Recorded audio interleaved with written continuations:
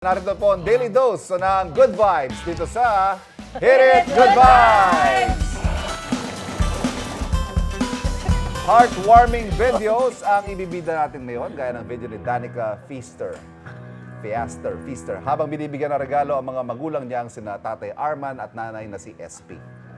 ELD, you recorded your parents' reaction to your Christmas gift to them. Ano kayo regalo? Kuya, parang biker yung si Tatay Arman. Biker at ito, chair. Oo. Reclining chair, yan, a rocking chair. Ay, masarap patulog dyan.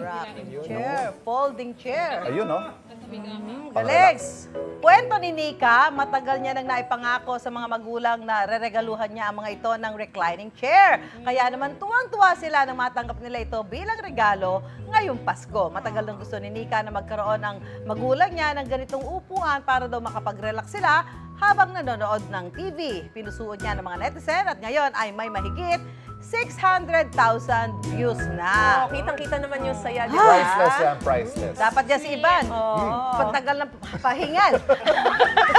At ito pa, kung may napapatalon sa saya, emosyonal naman si Tatay Vic nang matanggap ang regalo ng apong si Chris Gimbal mula sa Marilao, Bulacan. Panoorin nga natin.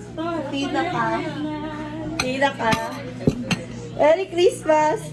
Ay, hani pa. Giordano.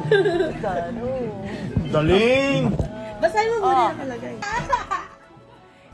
Hindi pa man nabubuksan ng regalo, naiyak na raw si Tatay Vic na mabasa ang letter ng apo.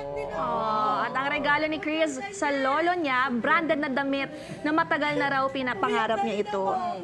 Kaya naman as a way of giving back sa pagpapalaki sa kanya, sinikap ni Chris na regaluhan ng lolo. Ang video may mahigit 300,000 views na po. Wow! Yan yung mga tipong hindi bibilin ni Lolo para sa sarili niya. Diba? Kasi baka may ibang mga paglalaanan. Yan. Samantala, para sa iba pang nakaka-good vibes na video, tutok lang po dito sa Hit It Good Vibes. Pabalik. Practice ulit! Ikaw, hindi ka pa nakasubscribe sa GMA Public Affairs YouTube channel? Bakit? Mag-subscribe ka na, dali na, para laging una ka sa mga latest kwento at balita. I-follow mo na rin ang official social media pages ng Unang Hirit. Salamat, Kapuso!